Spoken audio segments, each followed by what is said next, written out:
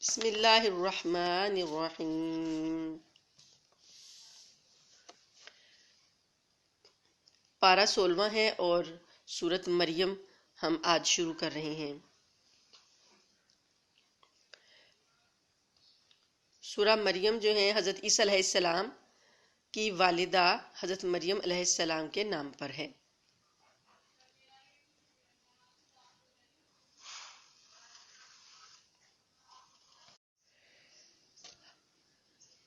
سورہ مریم بھی مکی سورت ہے اور اس میں لوگوں کے صحیح عقائد جو ہے ان کے بارے میں بات کی گئی ہے، عیسائیوں کی تردید کی گئی ہے اور اللہ تعالیٰ نے صحیح عقیدہ بتایا ہے۔ تو اگرچہ مکہ میں جب یہ صورت نازل ہوئی عیسائیوں کی کوئی خاص آبادی نہیں تھی، لیکن مکہ مکرمہ کے بت پرست کبھی کبھی حضرت صلی اللہ علیہ وآلہ وسلم کے دعوی نبوت کو جھٹلانے کے لیے حضرت عیسائیوں سے مدد لیا کرتے تھے، اور اس کے علاوہ بہت سے صحابہ کفار مکہ کے مظالم سے تنگ آ کر حبشہ کی طرف ہجرت کر رہے تھے جہاں عیسائی مذہب کی ہی حکمرانی تھی۔ اس لیے ضروری تھا کہ مسلمان حضرت عیسیٰ علیہ السلام، حضرت مریم علیہ السلام، حضرت زکریا اور حضرت یحییٰ علیہ السلام کی صحیح حقیقت سے واضح ہوں۔ حضرت زکریا جو ہیں وہ اس وقت کے نبی ہیں جب مریم علیہ السلام پیدا ہوئیں، اور ان کے بیٹے جو حضرت یحییٰ ہیں وہ اور حضرت عیسیٰ آپس میں خالہ زاد ہیں، یعنی حضرت زکریا جو ہیں وہ حضرت مریم کے خالو ہیں۔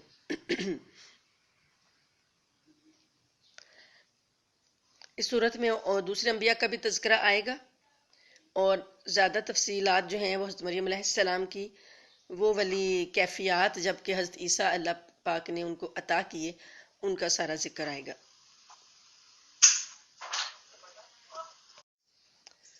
سورت کا آغاز کرتے ہیں بسم اللہ الرحمن الرحیم۔ کاف ہا یا عین صاد ذکر رحمت ربک عبدہ زکریا اذ نادى ربه نداء خفيا قال رب إني وهن العظم مني واشتعل الرأس شيبا ولم أكن بدعائك رب شقيا وإني خفت الموالي من ورائي وكانت امرأتي عاقرا فهب لي من لدنك وليا۔ کاف ہا یا عین صاد حروف مقطعات ہیں۔ یہ تذکرہ ہے اس رحمت کا جو تمہارے پروردگار نے اپنے بندے زکریا پر کی۔ یہ اس وقت کی بات ہے جب انہوں نے اپنے پروردگار کو آہستہ آہستہ آواز میں پکارا تھا۔ انہوں نے کہا تھا کہ میرے پروردگار میری ہڈیاں تک کمزور پڑ گئی ہیں اور سر بڑھاپے کی سفیدی سے بھڑک اٹھا ہے، اور میرے پروردگار میں آپ سے دعا مانگ کر کبھی نامراد نہیں ہوا، اور مجھے اپنے بعد اپنے چچا زاد بھائیوں کا اندیشہ ہے، اور میری بیوی بانجھ ہے، لہٰذا آپ خاص اپنے پاس سے مجھے ایک ایسا وارث عطا کر دیجئے جو میرا بھی وارث ہو اور یعقوب علیہ السلام کی اولاد سے بھی میراث پائے۔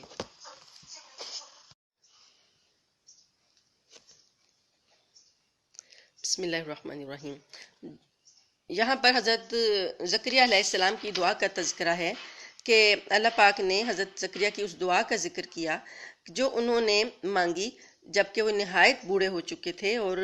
انہوں نے اس بڑھاپے میں بھی دعا مانگی، اور انہوں نے کہا کہ مجھے اپنے بعد اپنے چچا زاد بھائیوں کا اندیشہ لگا ہوا ہے۔ مطلب یہ کہ وہ کس میراث کی بات کر رہے ہیں؟ علم نبوت کی میراث کی بات کر رہے ہیں، ورنہ انبیاء کے پاس کوئی ایسا سونا چاندی نہیں ہوتا کہ جس کی میراث کی انہیں فکر ہو۔ وہ یہ بات کر رہے تھے کہ نبوت جو ہے یہ میرے بعد میری اولاد میں سے کوئی نبی بنے تو وہ اس میں جاری رہے، تو میرا وارث کوئی ہو جو میرا مشن سنبھالے۔ انہوں نے اللہ پاک سے کہا کہ میں آپ سے دعا مانگ کر کبھی نامراد نہیں ہوا، یعنی انہیں پہلے ہی یقین ہے، دنیاوی اسباب میں سے ایک بھی چیز جو ہے ان کے حق میں نہیں جا رہی۔ ایک تو ان کی عمر بہت زیادہ ہو گئی، دوسرے ان کی بیوی بانجھ ہیں، اور اس بڑھاپے میں اولاد کا کی امید بلکہ یقین رکھنا کہ اے اللہ میں جب بھی آپ سے دعا کی ہے میں کبھی نامراد نہیں ہوا، تو یہ پیغمبروں کا ہی خاصہ ہے۔ تو یہاں پر انہوں نے یہ بھی بتا دیا آیت نمبر 6 میں کہ جو مجھے ایسا بچہ عطا کر، ایسی اولاد عطا کر جو میرا وارث ہو، یعقوب علیہ السلام کی اولاد سے بھی میراث پائے، یعنی نبوت کی میراث، اور یا رب اسے ایسا بنائیے جو خود آپ کا پسندیدہ ہو۔ آواز آئی کہ اے زکریا، ہم تمہیں ایک ایسے لڑکے کی خوشخبری دیتے ہیں جس کا نام یحییٰ ہوگا، اس سے پہلے ہم نے اس کے نام کا کوئی اور شخص پیدا نہیں کیا۔ زکریا نے کہا، میرے پروردگار، میرے یہاں لڑکا کس طرح پیدا ہوگا جبکہ میری بیوی بانجھ ہے اور میں بڑھاپے سے اس حال کو پہنچ گیا ہوں کہ میرا جسم سوکھ چکا ہے۔ اب یہ تعجب کا جو اظہار ہے اور ایک طرح سے فرط مسرت کا ہی اظہار ہے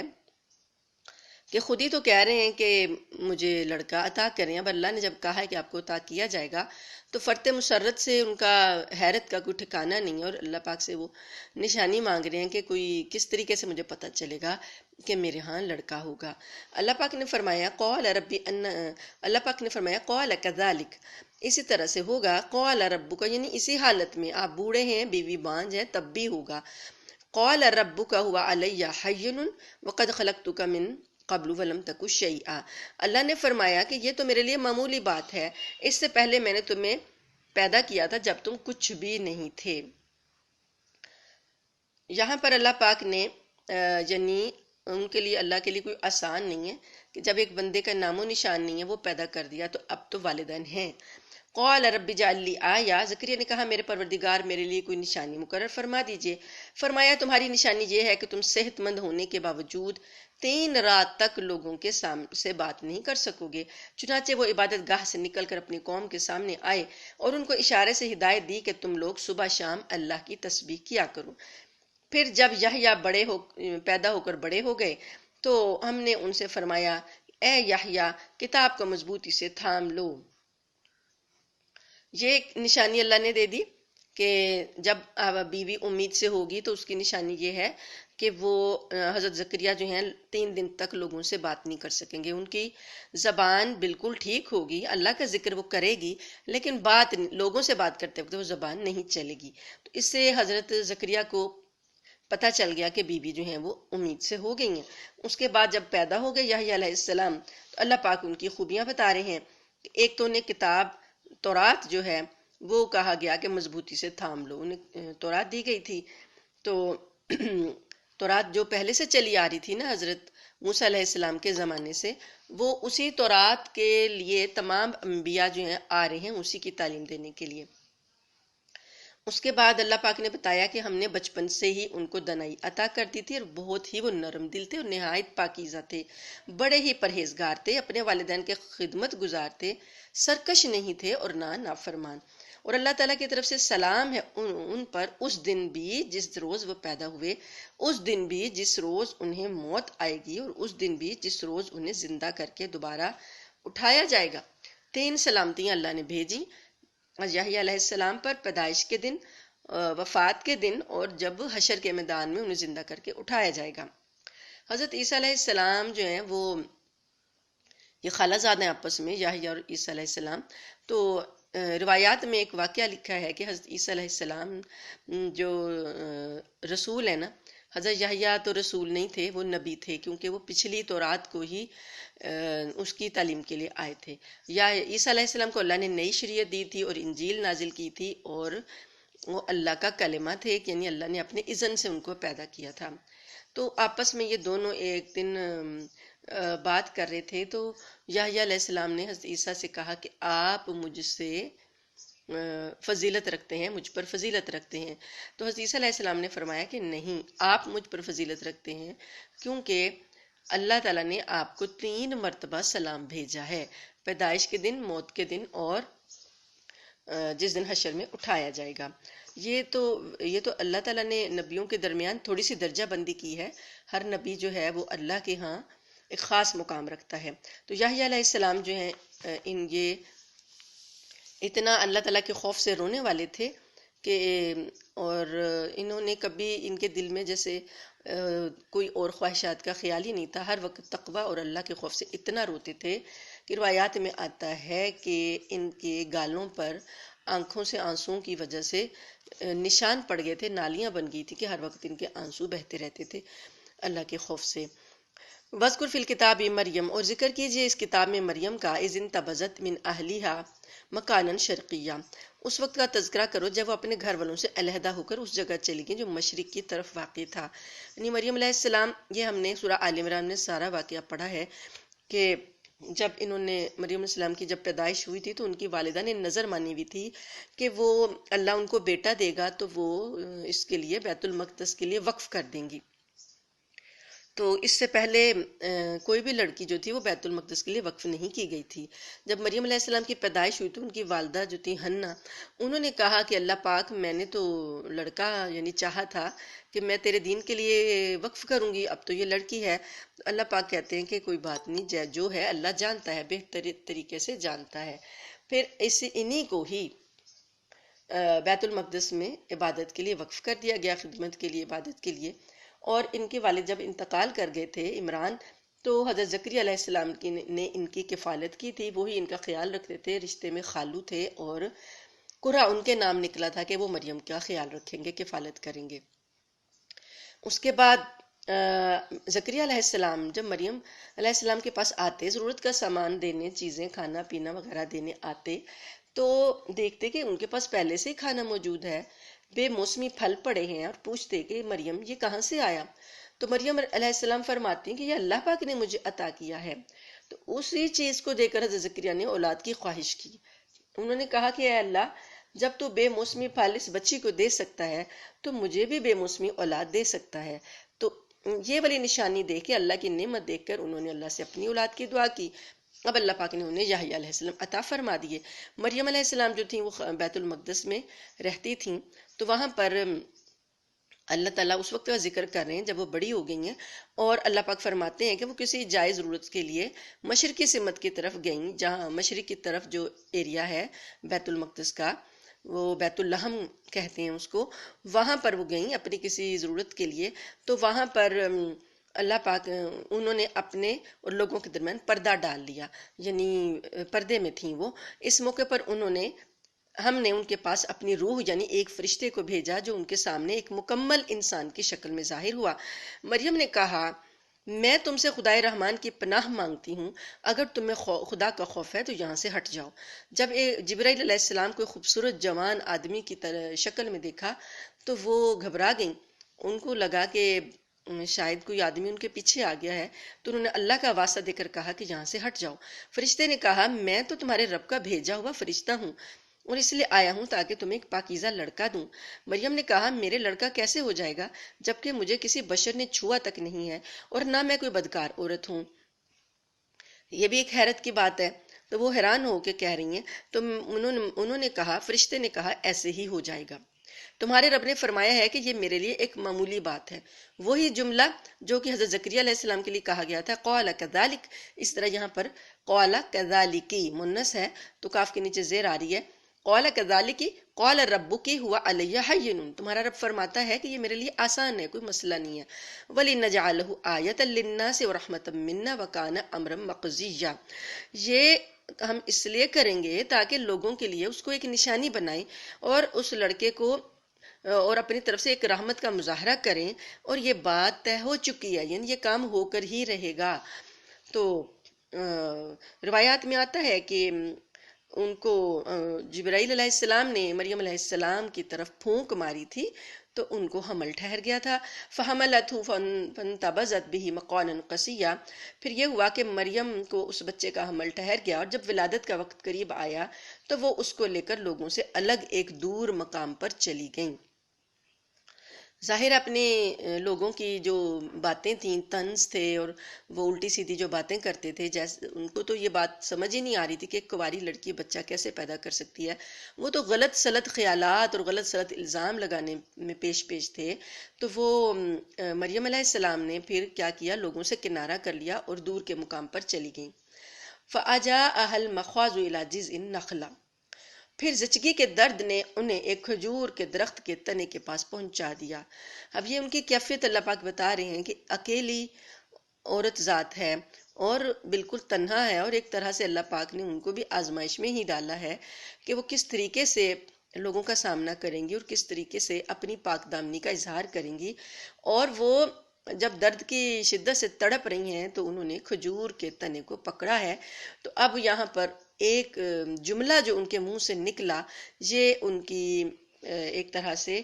بے چینی کا اظہار ہے کہ جو ایک پاک باز عورت کو ہو سکتی ہے۔ ایک پاکیزہ عورت تو کہ ایسا تصور نہیں کر سکتی کہ کوئی اس کو کوئی بات کرے، تو وہ ایک بے چینی سے ایک جملہ ان کے منہ سے نکلا، قالت یا لیتنی مت قبل ھذا وکنت نسیا منسیا، کہنے لگی اے کاش میں اس سے پہلے ہی مر گئی ہوتی اور میں بھولی بسری ہو چکی ہوتی، کہ میرا نام و نشان لوگ بھول چکے ہوتے، میرا تذکرہ بھی بھول گئے ہوتے، یہ وقت نہ آتا اور میں پہلے ہی مر جاتی۔ یعنی اپنے آپ کو وہ اتنا بے بس محسوس کر رہی ہیں۔ فناداها من تحتها، تو جس جگہ وہ کھڑی تھیں اس کے نیچے سے انہیں آواز آئی، اللہ پاک کہتے ہیں ان کو آواز دی، اللہ تحزنی، غم نہ کرو، قد جعل ربک تحتک سریا، تمہارے رب نے تمہارے نیچے سے ایک چشمہ جاری کر دیا ہے، وَهُزِّي إِلَيْكِ بِجِذِعِ النَّخْلَةِ تُسَاقِطْ عَلَيْكَ رُطَبًا جَنِيًّا، اور اس کھجور کے تنے کو ہلاؤ، اس میں سے پکی ہوئی تازہ کھجوریں تم پر جھڑیں گی۔ اب ویسے تو کہا جاتا ہے کہ بھئی موت کی تمنا کرنا جائز نہیں ہے، عام حالات میں تو بالکل بھی جائز نہیں ہے، لیکن کسی دینی نقصان کا اندیشہ ہو اور انسان کو یہ لگے کہ میرا ایمان خطرے میں پڑ گیا ہے اور میں اپنے ایمان کو نہیں بچا پاؤں گا، تو شدید بے چینی کا جب عالم ہو تو اس وقت انسان یہ بات کر سکتا ہے، کیونکہ اس کا دھیان اپنے دین کی طرف ہوتا ہے، اپنے آخرت کے انجام کی طرف ہوتا ہے۔ تو یہ مریم علیہ السلام کا بھی یہی ہوا حال کہ وہ اپنے اس انجام کی آخرت کے جو انجام ہے اور جو لوگوں کو سامنا کرنا تھا اس کی وجہ سے وہ بے ساختہ وقتی طور پر ان کے زبان سے یہ کلمات نکل گئے۔ اب اللہ پاک جس نے بتایا کہ وہ جس جگہ تشریف لے گئی تھی وہ کچھ بلندی پر واقع تھا، تو یہی جگہ بیت اللحم کہلاتی ہے، یہ بیت المقدس سے چند میل کے فاصلے پر ہے۔ اس کے نیچے نشیب سے فرشتہ ان سے دوبارہ ہم کلام ہوا اور تسلی دے گیا کہ یہ آپ کے لیے اللہ پاک نے کھانے پینے کا انتظام فرمایا ہے، یہ چشمہ بہ رہا ہے، اس کا پانی پئیں، اور یہ کھجور پر ہاتھ ماریں تو تازہ پکی ہوئی کھجوریں آپ پر گریں گی تو آپ ان کو کھائیے، اور یہ غذا بھی ہے اور تقویت کا سامان بھی۔ فَكُلِي وَاشْرَبِي وَقَرِّي عَيْنًا، اور ساتھ میں آنکھیں ٹھنڈی رکھو، یعنی اپنے بچے کے ساتھ اپنی آنکھیں ٹھنڈی رکھو۔ جیسے ایک ماں اپنے بچے کو دیکھتی ہے تو اپنی تکلیف بھول جاتی ہے، وہی چیز وہ ان کو کہہ رہے ہیں کہ بچے کی طرف توجہ کرو گے تو تمہیں تکلیفیں بھول جائیں گی، اس کو دیکھو، اپنی آنکھیں ٹھنڈی کرو۔ فَإِمَّا تَرَيِنَّ مِنَ الْبَشَرِ أَحَدًا، اور اگر لوگوں میں سے کسی کو آتا دیکھو، فَقُولِي إِنِّي نَذَرْتُ لِلرَّحْمَٰنِ صَوْمًا، تو اشارے سے ان کو کہہ دینا کہ آج میں نے خدائے رحمان کے لیے ایک روزے کی منت مانی ہے۔ پچھلی شریعتوں میں ایک تو روزہ ایسا بھی تھا جیسا ہم رکھتے ہیں کھانے پینے سے رکنے کا، اور ایک روزہ وہ بھی تھا کہ بات چیت نہ کرنے کا وعدہ کر لے بندہ، اور وہ روزہ کی ایک یہ بھی شکل ہوتی تھی۔ تو یہ بھی ایک عبادت تھی کہ انسان روزہ رکھ لے کہ میں نے سارا دن کسی سے بات نہیں کرنی۔ تو انہوں نے یہ بات اب ہماری شریعت میں منسوخ ہے، ہمارے ہاں صرف لوگوں سے بات چیت نہ کرنا اور بہت ہی اللہ کی طرف لگ کے رہنے کا ایک جو طریقہ بتایا گیا وہ ہے اعتکاف، جو رمضان کے آخری عشرے میں کیا جاتا ہے، اس کے علاوہ اور ایسا کوئی روزہ نہیں ہے۔ تو انہوں نے اللہ پاک نے انہیں بتایا کہ لوگ تم سے پوچھیں گے تو تم نے اشارے سے بتانا ہے کہ میں نے آج رحمان کا روزہ رکھا ہے تو اس لیے میں بات نہیں کروں گی۔ اور فَأَتَتْ بِهِ قَوْمَهَا تَحْمِلُهُ، پھر وہ اس بچے کو اٹھائے ہوئے اپنی قوم کے پاس آئیں، اللہ نے انہیں حکم دیا کہ جاؤ اپنی قوم میں، تو وہ اپنی قوم کے پاس آئیں تو لوگ جو تھے وہ کہنے لگے قالوا یا مریم لقد جئت شیئا فریجا، مریم تو نے تو بڑا غضب ڈھا دیا، اے ہارون کی بہن، نہ تو تمہارا باپ کوئی برا آدمی تھا اور نہ تمہاری ماں کوئی بدکار عورت تھی۔ یعنی لوگ ان کو تانا دینے لگے کہ تم تو اچھے خاندان سے تعلق تھی۔ ہارون کی بہن حضرت ہارون علیہ السلام جو موسیٰ علیہ السلام کے بڑے بھائی تھے، حضرت مریم ان کی نسل سے تھیں، تو انہوں نے ان کا حوالہ دیا کہ وہ بھی ایک نیک انسان تھے، تمہارے باپ تھے یعنی جد امجد تھے، اور تمہاری ماں بھی ایک بڑی نیک عورت تھی، تم نے یہ کیا غضب ڈھا دیا؟ فاشارت الیہ، انہوں نے، مریم نے بچے کی طرف اشارہ کیا۔ قالوا کیف نکلم من کان فی المہد صبیا، لوگوں نے کہا بھلا ہم اس سے کیسے بات کریں کہ جو ابھی گود کا بچہ ہے۔ اس پر بچہ بول اٹھا، قال انی عبد اللہ، بچہ بول اٹھا میں اللہ کا بندہ ہوں، آتانی الکتاب وجعلنی نبیا، اس نے مجھے کتاب دی ہے اور نبی بنایا ہے، اور جہاں بھی میں رہوں مجھے بابرکت بنایا ہے، اور جب تک زندہ رہوں مجھے نماز اور زکوٰۃ کا حکم دیا ہے، اور مجھے اپنی والدہ کا فرمانبردار بنایا ہے، اور مجھے سرکش اور سنگ دل نہیں بنایا، اور اللہ تعالیٰ کی طرف سے سلامتی ہے مجھ پر، اس دن بھی جب میں پیدا ہوا، اور اس دن بھی جس دن میں مروں گا، اور اس دن بھی جب مجھے دوبارہ زندہ کر کے اٹھایا جائے گا۔ 3 سلام یہاں بھی اللہ نے بھیجے ہیں حضرت عیسیٰ علیہ السلام پر، لیکن یہ سلام عیسیٰ علیہ السلام خود بات کر رہے ہیں کہ مجھ پر سلامتی ہو، اپنے اوپر خود سلام بھیج رہے ہیں۔ اس لیے وہ یہ بات ان سے کہہ رہے تھے حضرت یحییٰ سے کہ اللہ نے آپ پر سلام بھیجا اور میں نے تو خود اپنے پر سلام بھیجا۔ یہ ہیں عیسیٰ ابن مریم،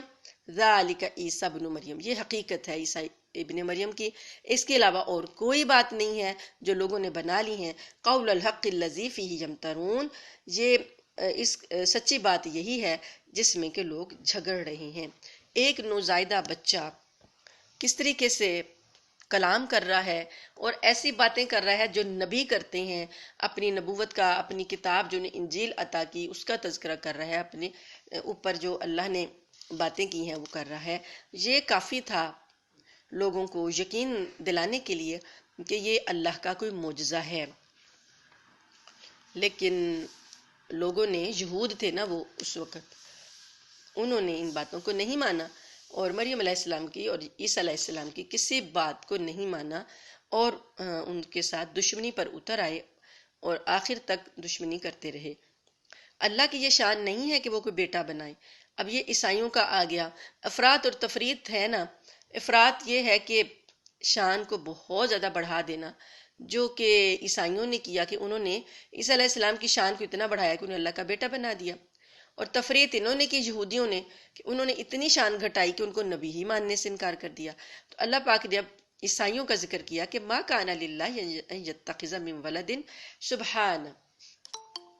عیسائیوں کو کہا جا رہا ہے کہ اللہ کو یہ نہیں ہے، شان نہیں ہے اللہ کی کہ وہ کوئی بیٹا بنائے، اس کی ذات پاک ہے۔ اذا قضا امرا فانما یقول له کن فیکون، جب وہ کسی بات کا فیصلہ کر لیتا ہے تو بس اس سے یہ کہتا ہے کہ ہو جا،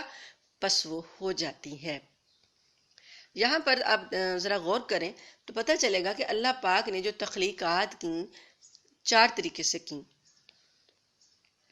حضرت آدم علیہ السلام کو اللہ نے پیدا کیا جبکہ نہ ان کا کوئی ماں ہے نہ کوئی باپ، ایک طریقہ ہو گیا۔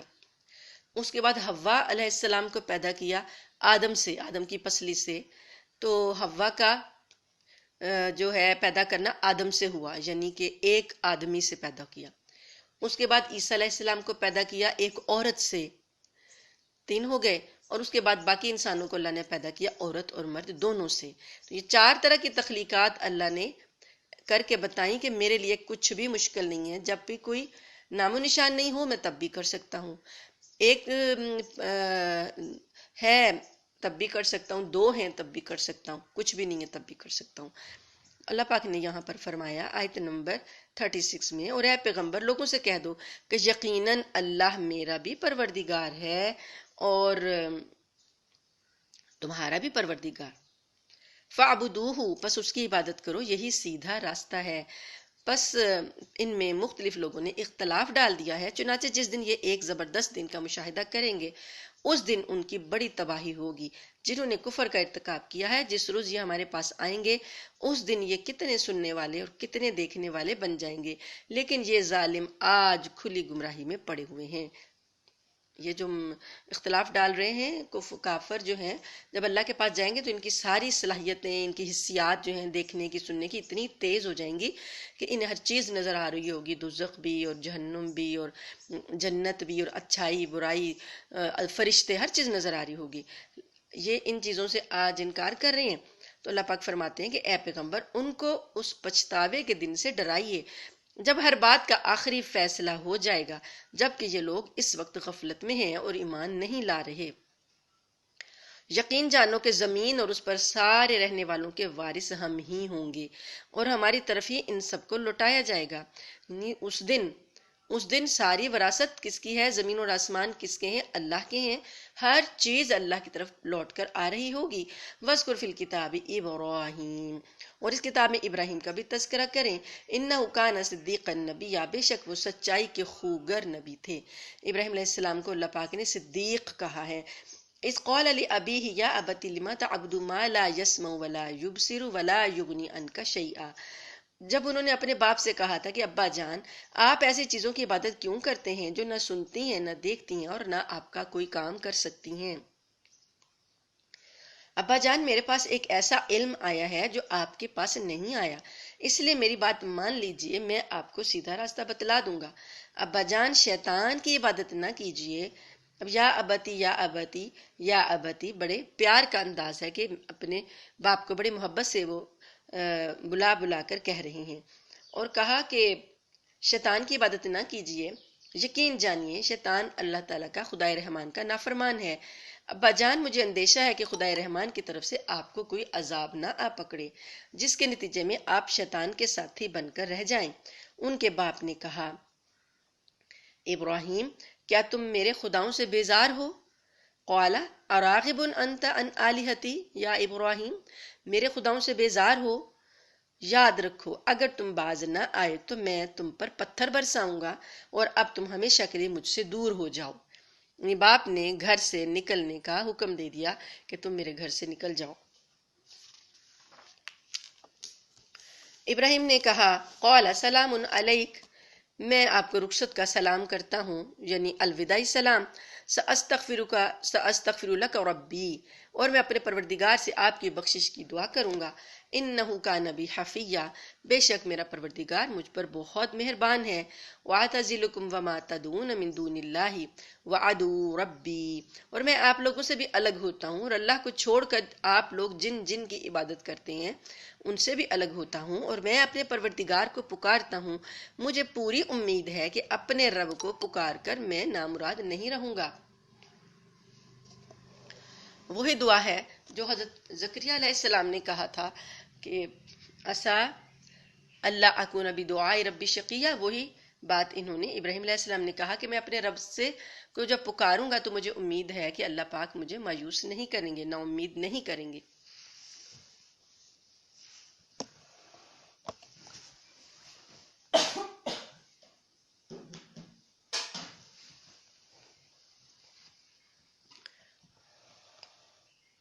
آیت نمبر 49 ہے فَلَمَّا اعْتَزَلَهُمْ وَمَا يَعْبُدُونَ مِن دُونِ اللَّهِ وَهَبْنَا لَهُ إِسْحَاقَ وَيَعْقُوبَ، جب پھر ابراہیم علیہ السلام الگ ہو گئے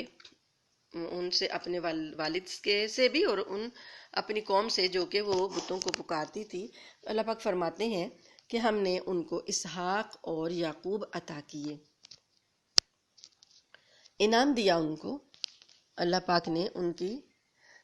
اس قربانی کا کہ جو انہوں نے اللہ کی خاطر کی تھی، گھر بار سب کچھ چھوڑا تھا۔ اللہ پاک کہتے ہیں ان دونوں کو ہم نے نبی بنایا، اسحاق علیہ السلام کو، یعقوب علیہ السلام کو۔ وَوَهَبْنَا لَهُم مِّن رَحْمَتِنَا وَجَعَلْنَا لَهُمْ لِسَانَ صِدْقٍ، اور ان کو ہم نے اپنی رحمت سے نوازا اور انہیں اونچے درجے کی نیک نامی عطا کی۔ یعنی ابراہیم علیہ السلام کو ایسی نیک نامی ملی ہے کہ ہر قوم ان کو اپنا پیشوا مانتی ہے۔ ایسی نیک نامی اور کسی پیغمبر کو یہ فضیلت نہیں ملی کہ ہر قوم ہی ان کو اپنا پیشوا مانے۔ یہود بھی اپنے آپ کو ابراہیمی کہنے میں فخر کرتے ہیں، عیسائی بھی اپنے آپ کو ابراہیمی کہتے ہیں، اور امت محمدیہ تو ہے ہی ابراہیمی امت، اور مشرکین مکہ جو تھے وہ بھی اپنے آپ کو ابراہیم علیہ السلام کی نسل سے کہتے تھے کہ ہم ابراہیمی ہیں۔ تو یہ ایسی نیک نامی ہے کہ ہر قوم کا ان پر اتفاق ہے۔ اور آگے اللہ پاک فرماتے ہیں کہ اس کتاب میں موسیٰ کا بھی تذکرہ کرو، بے شک وہ اللہ کے چنے ہوئے بندے تھے، رسول اور نبی تھے۔ ہم نے انہیں کوہ طور کی جانب دائیں جانب سے پکارا اور انہیں اپنا رازدار بنا کر اپنا قرب عطا کیا۔ حضرت موسیٰ علیہ السلام کا اور ہارون علیہ السلام کا مفصل واقعہ آگے سورہ طٰہٰ میں بھی آ رہا ہے، سورہ طٰہٰ میں زیادہ ڈیٹیل آئے گی۔ یہاں پر اللہ پاک نے بس ان کا ذکر کر دیا کہ ہم نے ان کو اپنی جناب سے نبی اور رسول بنایا تھا، اور انہوں نے ہم نے انہیں کوہ طور کی جانب سے پکارا، اپنا رازدار بنا کر اپنا قرب عطا کیا، اور ہم نے ان کے بھائی ہارون کو نبی بنا کر اپنی رحمت سے نوازا، اور موسیٰ علیہ السلام کو ایک مددگار عطا کیا۔ اور اس کتاب میں اسماعیل کا بھی تذکرہ کرو، کیونکہ قرآن پاک میں اللہ پاک جو چیدہ چیدہ اور خاص خاص نبی ہیں ان کا تذکرہ کروا رہے ہیں کہ یہ لوگ سنیں اور جانیں کہ کیسے یہ نبیوں کا سلسلہ اللہ پاک نے چلایا ابراہیم علیہ السلام کے خاندان میں۔ اسماعیل علیہ السلام کا تذکرہ کرو،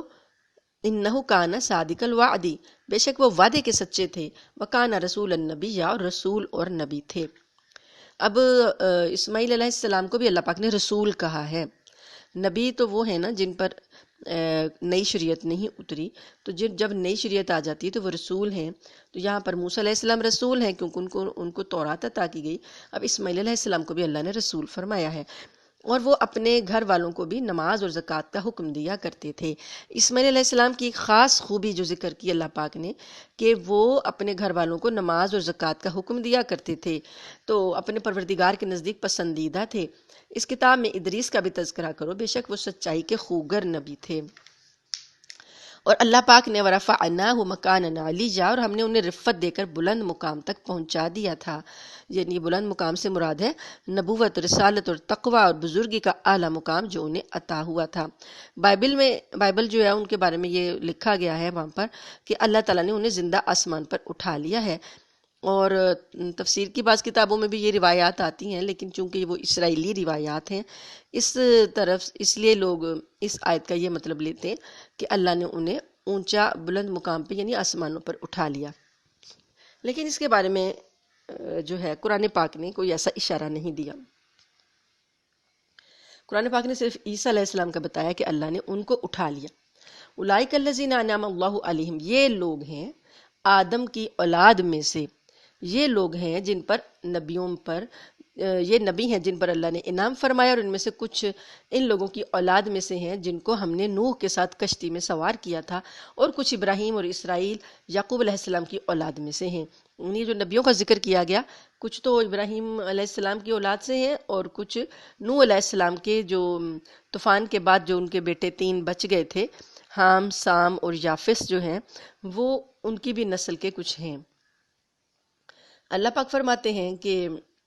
یہ وہ لوگ ہیں کہ ہم نے ان کو ہدایت دی اور ہم نے ان کو منتخب کیا، لوگوں میں چن لیا، وجتبینا، ہم نے ان کو چن لیا۔ جب ان کے سامنے خدائے رحمان کی آیتوں کی تلاوت کی جاتی تو یہ روتے ہوئے سجدے میں گر جاتے تھے۔ آیت سجدہ ہے۔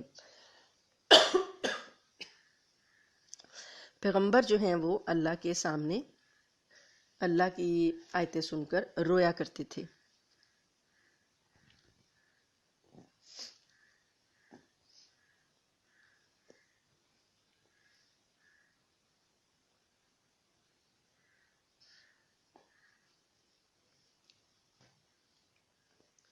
اب آیت نمبر 89، پھر ان کے بعد ایسے لوگ آئے ان کی جگہ پر جنہوں نے نمازوں کو برباد کیا اور اپنی نفسانی خواہشات کے پیچھے چلے، چنانچہ ان کی گمراہی بہت جلد ان کے سامنے آ جائے گی۔ نمازوں کو برباد کرنا جو ہے وہ عذاب کے لیے، عذاب کو دعوت دینے کے مترادف ہے۔ اللہ پاک نے حضرت اسماعیل کا تذکرہ کیا کہ وہ نماز کی دعوت اپنے گھر والوں کو دیتے تھے، زکوٰۃ کا حکم دیتے تھے۔ تو یہاں پر جن لوگوں نے بعد میں جو ایسی نسلیں آئیں کہ انہوں نے سب سے پہلے کون سا گناہ کیا ہے، نمازوں کو برباد کیا اور اپنی نفسانی خواہشات کے پیچھے چلے، چنانچہ ان کی گمراہی بہت جلد ان کے سامنے آ جائے گی۔ البتہ جن لوگوں نے توبہ کر لی اور ایمان لے آئے اور نیک عمل کیے تو ایسے لوگ جنت میں داخل ہوں گے اور ان پر ذرا بھی ظلم نہیں ہوگا۔ جنت جو ہے کون سی ہے؟ جنات عدن، ہمیشہ رہنے والی، ہمیشہ باقی رہنے والی جنت، اور جن کا باغات ان کو دیے جائیں گے جن کا خدائے رحمان نے اپنے بندوں سے بن دیکھے وعدہ فرمایا ہے۔ جنت ایسی چیز ہے جو کہ اللہ نے چھپا کے رکھی ہے، اور جو لوگ اس کو بن دیکھے صرف اور صرف اللہ کے وعدے پر ایمان لاتے ہوئے جنت پر ایمان رکھتے ہیں، اللہ تعالیٰ فرماتے ہیں کہ ان کو اللہ دے گا۔ اور لا یسمعون فیہا لغوا الا سلاما، اور وہ جنت میں کوئی لغو بات نہیں سنیں گے، ہاں ان کو سلامتی کی آوازیں آئیں گی۔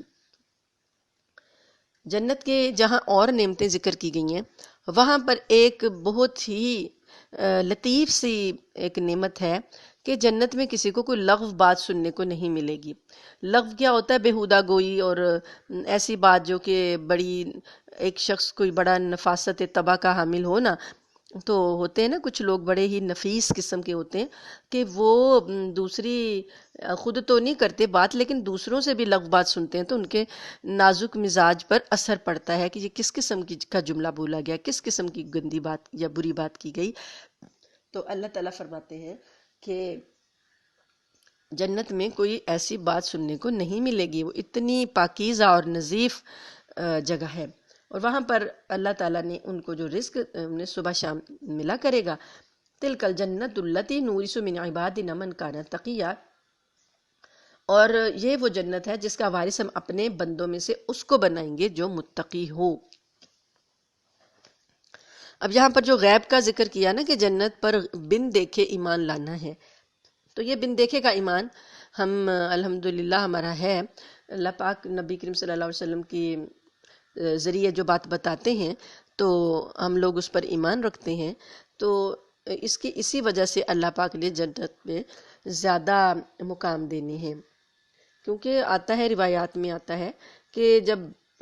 رمضان میں قیام میں لیلۃ القدر میں اللہ تعالیٰ فرشتوں کو بھیجتے ہیں، زمین پر نازل کرتے ہیں، اور فرشتے جب واپس جاتے ہیں تو اللہ تعالیٰ ان سے پوچھتے ہیں کہ تم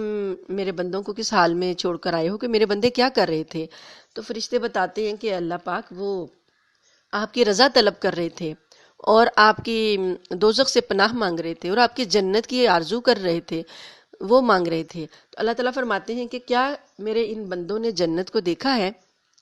تو فرشتے کہتے ہیں کہ نہیں، دیکھا تو نہیں ہے، لیکن وہ ایمان لائے ہیں اپنے نبی صلی اللہ علیہ وسلم کی باتوں پر، انہوں نے جو کہا ہے تو اس کی وجہ سے وہ اس پر ایمان لائی ہیں۔ پھر جہنم کی سے جو پناہ مانگ رہے ہیں، اللہ پاک فرماتے ہیں کہ کیا میرے ان بندوں نے جہنم کو دیکھا ہے؟ فرشتے کہتے ہیں کہ نہیں، دیکھا تو نہیں ہے، لیکن وہ غیب پر ایمان رکھتے ہیں کہ ان کے نبی نے اور آپ نے قرآن پاک میں جو باتیں بتائی ہیں اس پر وہ ایمان رکھتے ہوئے اس سے پناہ مانگ رہے ہیں۔ تو اللہ تعالیٰ فرشتوں کو گواہ بنا کر فرماتے ہیں کہ تم گواہ ہو جاؤ، میں نے ان سب کو بخش دیا۔ تو یہ غیب کا جو ایمان ہے، یہ پہلا ہمارا صفحہ سورہ بقرہ کا یؤمنون بالغیب، یہ کتاب ہدایت ہے، ہدی للمتقین الذین یؤمنون بالغیب، کتاب ہدایت متقین کے لیے ہے جو غیب پر ایمان رکھتے ہیں، ان دیکھی چیزوں پر۔ اب اس میں جنت کے علاوہ جہنم بھی ہے، تقدیر بھی ہے، روز حشر بھی ہے، قبر بھی ہے، اور اللہ تعالیٰ کی جو نبی کریم صلی اللہ علیہ وسلم اب ہم نے تو نہیں دیکھے لیکن جو صحابہ کرام نے دیکھ لیے، لیکن آئندہ آنے والی نسلیں جو ہیں وہ بھی نبی پر غیب کا ایمان رکھتی ہیں، اور اس سے پہلے جتنے انبیاء آئے ہم نے ان کو نہیں دیکھا، لیکن قرآن نے ہمیں کہا تو ہم اس پر ایمان رکھتے ہیں، یہ بھی ایمان بالغیب میں آ جائے گا، اور جو بھی نبی کریم صلی اللہ علیہ وسلم نے بتا دیا وہ سب۔ تو یہاں پر غیب کا ایمان، بن دیکھے کا وعدہ جو ہے نا، بن دیکھے کا جو ایمان ہے، اس کی بڑی قدر و قیمت ہے۔ جب عذاب سامنے نظر آ جاتا ہے پھر اللہ تعالیٰ ایمان کو قبول نہیں کرتے، اسی لیے توبہ کا دروازہ اس وقت تک کھلا ہے جب کہ موت کی کیفیت، غرغرے کی کیفیت یا نزع کا عالم طاری نہیں ہو جاتا، کیونکہ جب نزع کا عالم طاری ہوتا ہے تو بندے کو اوپر کی چیزیں دکھا دی جاتی ہیں، اسے جنت بھی دکھا دی جاتی ہے، دوزخ بھی، اسے کہا جاتا ہے اگر وہ نیک ہوتا ہے تو اسے دوزخ دکھا کے کہا جاتا ہے کہ اگر تم برے اعمال کرتے تو یہ تمہارا ٹھکانہ ہوتا، اور اگر وہ برا ہوتا ہے تو اسے جنت بھی دکھا کے کہا جاتا ہے کہ اگر تم اچھے اعمال کرتے تو یہ تمہارا ٹھکانہ ہوتا۔ اب جنت دوزخ سامنے، فرشتے سامنے نظر آتے ہیں، اس وقت اگر کوئی بندہ کہے کہ میں اب توبہ کرتا ہوں تو وہ قبول نہیں کی جائے گی۔ اسی طرح سے جب جہنمی جہنم کو دیکھ لیں گے میدان حشر کے بعد، تو وہاں بھی وہ جب کہیں گے اللہ پاک سے کہ ہم اب ایمان لاتے ہیں، ہمیں ایک دفعہ اور چانس دیجئے، ہمیں ایک دفعہ اور دنیا میں بھیج دیجئے، تو یہ کام نہیں ہوگا۔ اللہ پاک فرمائیں گے نہیں، اب جو ہے کوئی بھی دوبارہ سے چانس نہیں دیا جائے گا۔ تو یہ جنت کا وارث اللہ نے کس کو بنانا ہے؟ من کانا تقیہ، جو پرہیزگار لوگ ہیں۔ پرہیزگاری ہمارے پہلے صفحے سے چل رہی ہے، اور ہر معاملے میں اللہ پاک پرہیزگاری کو ہی شرط لگا رہے ہیں اچھے انجام کی، کہ جو پرہیزگار لوگ ہوں گے انہی کو جنت کا وارث بنایا جائے گا۔ وَمَا نَتَنَزَّلُ إِلَّا بِأَمْرِ رَبِّكَ، اور جو فرشتے ہیں تم سے یہ کہتے ہیں کہ ہم آپ کے رب کے حکم کے بغیر اتر کر نہیں آتے. لہو ما بین ایدینا وما خلفنا وما بین ذالک، جو کچھ ہمارے آگے ہے اور جو کچھ ہمارے پیچھے ہے اور جو کچھ ان کے درمیان ہے وہ سب اسی کی ملکیت ہے، اور تمہارا رب ایسا نہیں ہے جو بھول جائے. وہ آسمانوں اور زمین کا بھی مالک ہے اور جو مخلوقات ان کے درمیان ہیں ان کا بھی، لہٰذا تم اس کی عبادت کرو اور اس کی عبادت پر جمے رہو. کیا تمہارے علم میں کوئی اور ہے جو اس جیسی صفات رکھتا ہو؟ یعنی اللہ تعالیٰ جیسی صفات کوئی اور نہیں رکھتا، اس لیے اللہ کی عبادت پر جمے رہو. اور کافر انسان یہ کہتا ہے کہ جب میں مر چکا ہوں گا تو کیا واقعی اس وقت مجھے زندہ کر کے نکالا جائے گا؟ کیا اس انسان کو یہ بات یاد نہیں آتی کہ ہم نے اسے شروع میں اس وقت پیدا کیا تھا جب وہ کچھ بھی نہیں تھا؟ تو قسم ہے تمہارے پروردگار کی، ہم ان کو اور ان کے ساتھ سارے شیطانوں کو ضرور اکٹھا کریں گے، پھر ان کو دوزخ کے گرد اس طرح لے کر آئیں گے کہ یہ سب گھٹنوں کے بل گرے ہوئے ہوں گے. جیسے کسی کو سزا کے لیے گھٹنوں کے بل گرا دیا جاتا ہے نا، آپ نے دیکھا ہوگا یا سنا ہوگا کہ جب گردن اتارنے کا جو عمل وہاں پر ہوتا ہے عرب میں، تو گھٹنوں کے بل بٹھا دیتے ہیں. تو اللہ پاک فرماتے ہیں کہ ہم ان کو لے کر آئیں گے، سارے شیطان ان کے ساتھ اکٹھے ہوں گے اور ایسے یہ دوزخ کی طرف آئیں گے کہ گھٹنوں کے بل گرے ہوئے ہوں گے. پھر ان کے ہر گروہ میں سے ان لوگوں کو کھینچ نکالیں گے جو خدائے رحمان کے ساتھ سرکشی کرنے میں زیادہ سخت تھے.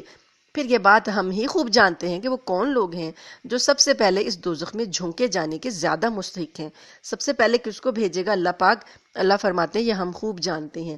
وَإِن مِّنكُمْ إِلَّا وَارِدُهَا، اور تم میں سے کوئی نہیں ہے کہ جس کا اس دوزخ پر سے گزر نہ ہو. ہر ایک کو دوزخ کے اوپر سے گزرنا پڑے گا. اس سے مراد ہے پل صراط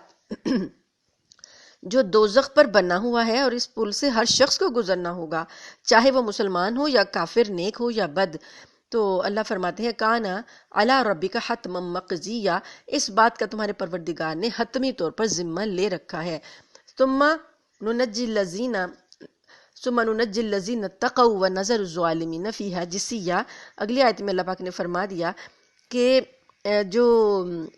ہم نجات دے دیں گے جو پرہیزگار لوگ تھے، جب ہم پل صراط سے ان کو گزاریں گے تو ان کو نجات دے دیں گے، اور جو ظالم ہیں انہیں اس حالت میں چھوڑ دیں گے کہ وہ اس دوزخ میں گھٹنوں کے بل پڑے ہوئے ہوں گے. گھٹنوں کے بل اس دوزخ میں پل صراط سے ہی گرا دیے جائیں گے. وَإِذَا تُتْلَى عَلَيْهِمْ آيَاتُنَا، اور جب ان پر ہماری کھلی کھلی آیات تلاوت کی جاتی ہیں تو کافر لوگ مومنوں سے کہتے ہیں کہ بتاؤ ہم دونوں فریقوں میں سے کس کا مقام زیادہ بہتر ہے اور کس کی مجلس زیادہ اچھی ہے.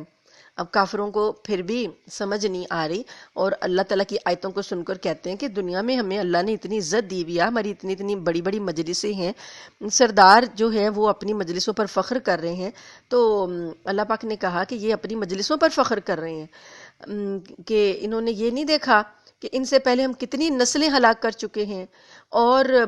وہ لوگ جو تھے وہ ان سے بہت زیادہ بہتر تھے ظاہری آن بان میں اور ساز و سامان میں، ان سے کہیں زیادہ وہ بہتر لوگ تھے، ان میں طاقت اور اقتدار ان کو ملا ہوا تھا، ان کے پاس تو کچھ بھی نہیں ہے، اور یہ نہیں دیکھتے کہ ہم ان سے بہتر لوگوں کو بھی صرف کفر کی وجہ سے ہلاک کر چکے ہیں. کہہ دو کہ جو لوگ گمراہی میں جا پڑیں تو ان کے لیے مناسب یہی ہے کہ خدائے رحمان انہیں خوب ڈھیل دیتا رہے، یہاں تک کہ جب یہ لوگ وہ چیز خود دیکھ لیں گے جس سے انہیں ڈرایا جا رہا ہے، چاہے وہ اس دنیا کا عذاب ہو یا قیامت، تو اس وقت انہیں پتہ چلے گا کہ بدترین مقام کس کا ہے اور کس کا لشکر زیادہ کمزور ہے. یہ چیز اللہ پاک دنیا میں بھی بعض اوقات دکھا دیتے ہیں، اور ورنہ اگر دنیا میں نہ دکھایا تو آخرت میں دکھائیں گے اور بتائیں گے کہ برا مقام کس کا ہے اور کس کا لشکر زیادہ کمزور ہے. اور جن لوگوں نے سیدھا راستہ اختیار کر لیا ہے اللہ ان کو ہدایت میں اور ترقی دیتا ہے. سیدھے راستے والوں کے ایمان اللہ تعالیٰ اور بڑھاتا جاتا ہے، اور جو نیک عمل باقی رہنے والے ہیں والباقیات الصالحات، یہ باقیات الصالحات ہم نے پڑھا تھا سورہ کہف میں بھی. تو اللہ پاک فرماتے ہیں کہ جو عمل نیکیوں کے باقی رہنے والے ہیں ان کا بدلہ بھی تمہارے پروردگار کے یہاں بہتر ملے گا، اور ان کا مجموعی انجام بھی بہتر ہوگا. بھلا تم نے اس شخص کو بھی دیکھا جس نے ہماری آیتوں کو ماننے سے انکار کیا ہے اور یہ کہا ہے کہ مجھے مال اور اولاد آخرت میں ضرور ملیں گے. صحیح بخاری میں حضرت خباب بن ارت رضی اللہ تعالیٰ عنہ کی ایک روایت ہے کہ میں نے مکہ مکرمہ میں لوہار کا پیشہ اختیار کر رکھا تھا، اور اسی سلسلے میں میرے کچھ پیسے مکہ مکرمہ کے ایک کافر سردار آس بن وائل کے ذمے واجب ہو گئے تھے۔ میں اسے اپنا حق مانگنے کے لیے گیا تو اس نے قسم کھا کر کہا کہ میں تمہارے پیسے اس وقت تک نہیں دوں گا جب تک تم محمد صلی اللہ علیہ وسلم کو نہ جھٹلاؤ۔ میں نے کہا کہ تم مر کر دوبارہ زندہ ہو جاؤ تب بھی میں محمد صلی اللہ علیہ وسلم کو جھٹلا نہیں سکتا۔ اس پر آس بن وائل نے کہا کہ اچھا، جب میں مر کر دوبارہ زندہ ہو جاؤں گا تو وہاں بھی میرے پاس بہت سا مال اور اولاد ہوگی، تو اس وقت تم میرے پاس آنا تو پھر میں تمہارے پیسے ادا کر دوں گا۔ اس موقع پر یہ آیات نازل ہوئیں کہ یہ شخص جو ہے اللہ کی آیتوں کو ماننے سے انکار کر رہا ہے اور کہہ رہا ہے کہ مجھے مال اور اولاد آخرت میں ضرور ملیں گے۔ اطلع الغیب ام اتخذ عند الرحمن عہدا، کیا اس نے عالم غیب میں جھانک کر دیکھ لیا ہے یا اس نے خدائے رحمان سے کوئی عہد لے رکھا ہے؟ کلا، ہرگز نہیں۔ سنکتب ما یقول، جو کچھ یہ کہہ رہا ہے ہم اسے بھی لکھ رکھیں گے اور اس کے عذاب میں اور اضافہ کریں گے، اور جس مال اور اولاد کا یہ حوالہ دے رہا ہے اس کے وارث ہم ہوں گے، اور یہ تنی تنہا ہمارے پاس آئے گا۔ اور ان لوگوں نے اللہ کے سوا دوسرے معبود اس لیے بنا رکھے ہیں تاکہ وہ ان کی پشت پناہی کریں۔ معبودوں کو جو پکار رہے ہیں اس سے مقصد ان کا یہ ہے کہ معبود ان کی پشت پناہی کریں، ان کا ساتھ دیں۔ کلا، اللہ تعالیٰ فرماتے ہیں ہرگز نہیں، یہ سب غلط بات ہے۔ وہ تو ان کی عبادت ہی کا انکار کر دیں گے قیامت میں، اور الٹے ان کے مخالف ہو جائیں گے۔ یہ مضمون ہم نے سورہ یونس میں اور سورہ نحل میں بھی پڑھا کہ جن جن بتوں کو یہ پکار رہے ہیں قیامت میں وہ سارے کے سارے انکار کر دیں گے ان کی عبادت سے۔ آگے اللہ پاک نے آیت نمبر 83 میں فرمایا، الم ترى انا ارسلنا الشیاطین علی الکافرین تعوزهم عزا، اے پیغمبر کیا تمہیں یہ معلوم نہیں ہے کہ ہم نے کافروں پر شیطان چھوڑ رکھے ہیں جو انہیں برابر اکساتے رہتے ہیں، لہٰذا تم ان کے معاملے میں جلدی نہ کرو، ہم تو ان کے لیے گنتی گن رہے ہیں۔ اس دن کو نہ بھولو جس دن ہم سارے متقی لوگوں کو مہمان بنا کر خدائے رحمان کے پاس جمع کریں گے۔ متقی لوگ جو ہیں وہ اس دن خدائے رحمان کے مہمان ہوں گے، اور مجرم وَنَسُوقُ الْمُجْرِمِينَ إِلَى جَهَنَّمَ وِرْدًا، اور مجرم جو ہیں ان کو پیاسے جانوروں کی طرح ہنکا کر دوزخ کی طرف لے جائیں گے۔ اللہم لا تجعلنا منہم، مجرموں کو جیسے پیاسا جانور ہوتا ہے اسے ہانکا جاتا ہے، ایسے ہانکا جائے گا۔ لوگوں کو کسی کی سفارش کرنے کا اختیار بھی نہیں ہوگا سوائے ان لوگوں کے جنہوں نے خدائے رحمان سے کوئی اجازت حاصل کر لی ہو، اور یہ لوگ کہتے ہیں کہ خدائے رحمان کی کوئی اولاد ہے۔ ایسی بات کہنے والوں، حقیقت یہ ہے کہ تم نے بڑی سنگین بات کی۔ یہ جو عیسائی اللہ کے ساتھ اولاد کا جو دعویٰ کرتے ہیں، اللہ پاک فرماتے ہیں یہ اتنی سنگین بات ہے، ایسا سنگین الزام ہے، قریب ہے کہ اس کی وجہ سے آسمان پھٹ پڑے، زمین شق ہو جائے اور پہاڑ ٹوٹ کر گر پڑیں۔ یہ اللہ پاک کو اتنا اس بات سے غصہ آتا ہے، اور زمین اور آسمان کی چیزیں اس جھوٹے الزام پر اس طرح لرز جاتی ہیں کہ اللہ فرماتے ہیں کہ اتنا سنگین کلمہ جب یہ نکالتے ہیں تو یہ چیزیں کانپ جاتی ہیں، ہو سکتا ہے کہ سب ان کے اوپر گرا دی جائیں۔ لیکن اللہ پاک نے آگے آیت نمبر 91 میں فرمایا کہ ان لوگوں نے خدائے رحمان کے لیے اولاد ہونے کا دعویٰ کیا ہے، حالانکہ وما ينبغي للرحمن ان يتخذ ولدا، حالانکہ خدائے رحمان کی یہ شان نہیں ہے کہ اس کی کوئی اولاد ہو۔ ان کل من فی السماوات والارض الا آتی الرحمن عبدا، آسمانوں اور زمین میں جتنے لوگ ہیں ان میں سے کوئی ایسا نہیں ہے جو خدائے رحمان کے حضور بندہ بن کر نہ آئے۔ اب جو بھی مخلوقات ہیں ساری اللہ کی بندگی میں مصروف ہیں، اور اللہ کے پاس جب ان کو لایا جائے گا، کافروں کو بھی جب لایا جائے گا تو اس وقت یہ بھی بندے بن کر ہی آئیں گے۔ لقد احصاہم وعدہم عدا، یقین رکھو کہ اس نے سب کا احاطہ کر رکھا ہے اور انہیں خوب گن گن کر رکھا ہے، ان کے جو باتیں ہیں، ان کے جو اعمال ہیں، ان کو خوب گن گن کر رکھا ہے۔ وَكُلُّهُمْ آتِيهِ يَوْمَ الْقِيَامَةِ فَرْدًا، اور قیامت کے دن ان میں سے ایک ایک شخص اس کے پاس اکیلا آئے گا۔ حساب کے لیے جب اللہ کے پاس پیش ہونا ہے تو اکیلے اکیلے پیش ہونا ہے۔ جتنے بھی کوئی یہاں پر جتھے کا مالک ہے، اقتدار کا مالک ہے، کوئی بھی کسی کا بڑا قبیلہ ہے، اللہ کے حضور حاضری اکیلے اکیلے کی ہے۔ اللہ فرماتے ہیں ہاں بے شک جو لوگ ایمان لے آئے ہیں اور انہوں نے نیک عمل کیے ہیں، خدائے رحمان ان کے دلوں میں محبت پیدا کر دے گا۔ یعنی مخلوق خدا آج جو کوئی مسلمانوں کی مخالف ہے تو قیامت میں اللہ تعالیٰ ان کے دلوں میں بھی مسلمانوں کی محبت ڈال دے گا۔ فَإِنَّمَا يَسَّرْنَاهُ بِلِسَانِكَ لِتُبَشِّرَ بِهِ الْمُتَّقِينَ وَتُنذِرَ بِهِ قَوْمًا لُدًّا۔ چنانچہ اے پیغمبر ہم نے اس قرآن کو تمہاری زبان میں آسان بنا دیا ہے، عربی میں ہے اور آسان ہے اس کا سمجھنا، تاکہ تمہیں اس کے ذریعے متقی لوگوں کو خوشخبری دو، اور اسی کے ذریعے ان لوگوں کو ڈراؤ جو ضد کی وجہ سے جھگڑے پر آمادہ ہیں۔ ان سے پہلے ہم کتنی ہی قوموں کو ہلاک کر چکے ہیں، کیا تمہیں ٹٹولنے سے بھی ان میں سے کسی کا پتہ ملتا ہے، یا ان میں سے کسی کی بھنک بھی تمہیں سنائی دیتی ہے؟ جو قومیں ہلاک کر دی گئیں، آج ڈھونڈ کے دیکھو کہ کسی کا کوئی بھنک کوئی بندہ مل جاتا ہے، کوئی ایسا ٹٹولنے سے تمہیں کوئی آدمی ملا جو بچ گیا ہو ہمارے عذاب سے اور آج تمہیں مل جائے۔ یہ یہاں پر الحمدللہ سورہ مریم ختم ہوئی۔ اللہ پاک نے توحید کا سارا سبق دیا اور آخرت میں بھی جو حالات ہوں گے ان کے بارے میں بتایا، اور یہ بھی بتایا کہ جو لوگ آج کفر کر رہے ہیں ہم ان کو ہلاک کرنے میں پر قادر ہیں، اور ہم ان کو ہلاک کرنے میں دیر نہیں لگائیں گے، بس ایک مصلحت ہے، جیسے وقت مقررہ آئے گا تو وہ انہیں ہلاک کر دیا جائے گا۔ اللہ تعالیٰ سے دعا ہے کہ اللہ تعالیٰ ہمیں عقیدہ توحید پر کاربند رکھے اور ہمیں ہر لحاظ سے توحید پر زندہ رکھے، اور توحید ہمارے دلوں میں جڑ پکڑ جائے اور ہماری موت بھی عقیدہ توحید پر آئے، اور ہمیں دنیا میں دوسروں کو پھیلانے کی بھی توفیق دے، خالی اپنا ہی خیال نہیں کرنا بلکہ اور لوگوں کو بھی بتانا ہے۔ اب آج کی جو عیسائی دنیا ہے، کل کو یہ اللہ کے حضور کہہ دے گی کہ ہمیں تو تمہارے جو بندے تھے ماننے والے، انہوں نے ہم تک تو کوئی پیغام نہیں پہنچایا تھا۔ تو جب وہ یہ کہہ دیں گے تو ہمارا جو کردار ہے جو نبی کریم صلی اللہ علیہ وسلم نے ہمیں دیا کہ ہم نے دین پھیلانا ہے، وہ کردار جب نہیں ہوگا تو اس پر بھی باز پرس ہوگی۔ اللہ تعالیٰ سے دعا ہے کہ اللہ تعالیٰ ہمیں عمل کرنے کی بھی توفیق عطا فرمائے اور اس کو پھیلانے کی بھی توفیق عطا فرمائے۔ وآخر دعوانا ان الحمد للہ رب العالمین۔